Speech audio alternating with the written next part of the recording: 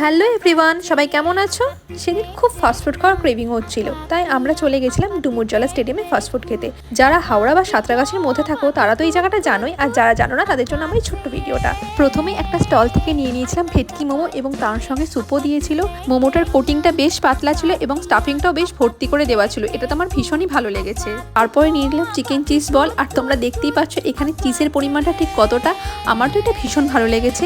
এবং তারপর আমরা নিয়েছিলাম চিকেন পপকর্ন। তবে চিকেন পপকর্নটা যেহেতু দুবার করে ভাজা হয়েছে তাই কোটিংটা একটু বেশি মোটা হয়ে গেছিলো, এটা আমার ঠিক ততটা ভালো লাগেনি, এটা 10 আউট অফ 7 আমি দেবো।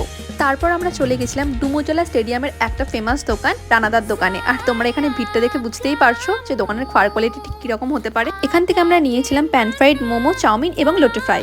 দেন একটা ফুড ট্রাক থেকে নিয়েছিলাম চিকেন র্যাপ। আর এই যে এতক্ষণ এত কিছু খেলাম সেটা হজম করার জন্য তো একটা মশলা কোল্ড ড্রিঙ্কস নিতেই হবে। ডেজার্টে ছিল বাদাম শেক। এই ছিল আজকের দিনটা, বাই।